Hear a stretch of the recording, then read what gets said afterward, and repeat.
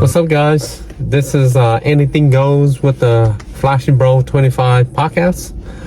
So today we're gonna dive in with this, you can say, all new Lexus ES 500e. It's basically a Lexus ES.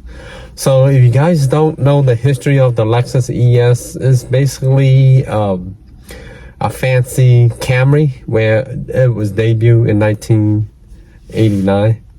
With the LS as siblings. So basically the Lexus ES is basically based on the same platform as the Camry, but you can say just more fancier, more luxurious. But now when you look at this new design, it's basically more futuristic and more robotic instead of the old, you can say, organic look to it. Here's my first impression. The style, the first time I saw it, I was like, meh. Now the more I look at it and watch a lot of the reviews, it looks nice, pretty nice. It looks more sharpy. It doesn't look like your classic, like your original ES looks. Very, you can say very classic look. Now this look more futuristic, more like it looked like a transformer, you want to call it. Very futuristic. And for the interior concern, it's really simplicity, very simple, like I think sometimes too simple, but I know where they're going at to this.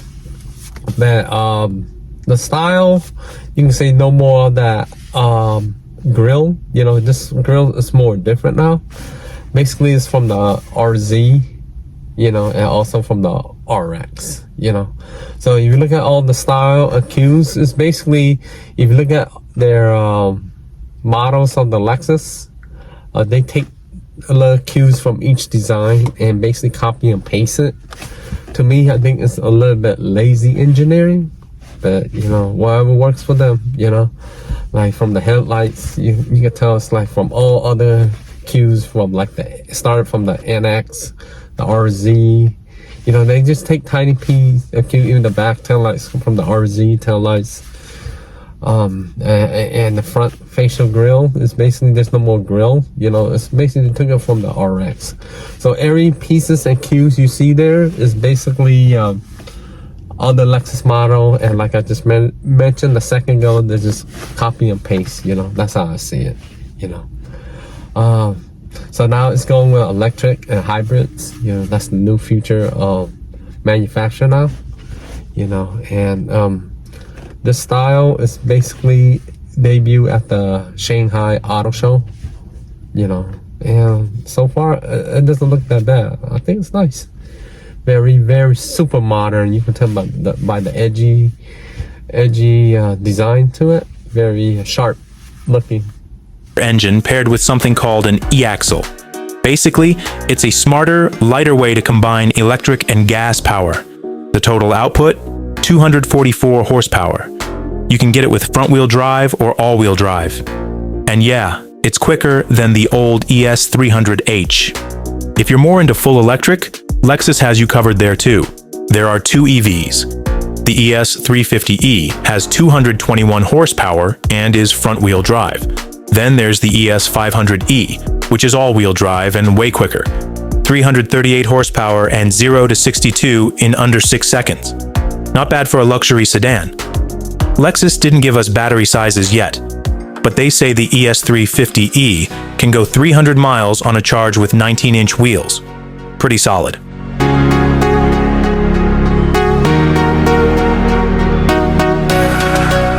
The suspension setup has been upgraded too. Same front struts, but the rear now gets a multi-link system, which should help with smoother handling, especially in corners. Looks way more aggressive. Visually, this thing looks sharper than ever. It kind of feels like a lower version of the Lexus RZ, their electric SUV. That old spindle grille, it's basically gone, especially on the electric versions. Instead, they're using body creases and vents to shape the front. The headlights now have a split design with checkmark shaped lights. Super modern, super edgy. And the size? It's 6.5 inches longer than the old ES, with a 3-inch longer wheelbase. So yeah, it's bigger. That means more room inside, but it also helps with the battery layout underneath. Around back, it's clean. Full-width LED light bar and Lexus spelled out across the tailgate. No fuss. Inside, minimalist and fancy. Inside the cabin, it's all about space and simplicity. The dashboard's clean, and they added some really unique touches, like door panels made to look like bamboo using 3D printing and ambient lighting.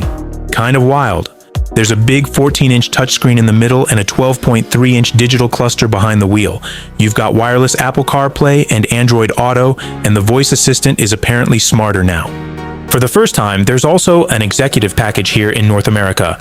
It's only for the ES350e luxury trim, and it adds a rear seat ottoman, massage function, and heated, ventilated back seats.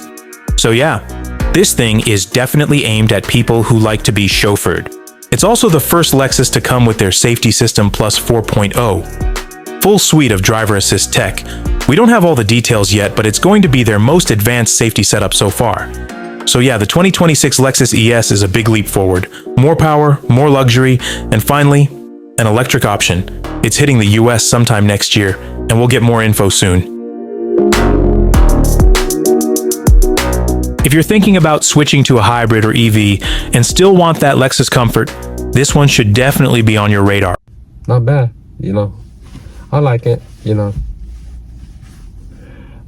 Will the American market cater to that, or you can say, let me find the word here, they accept that style, you know, because the classic original organic look to it, I think it looks more classier, but like with time you have to change style with different technology and all that stuff. You have to go with time, you know.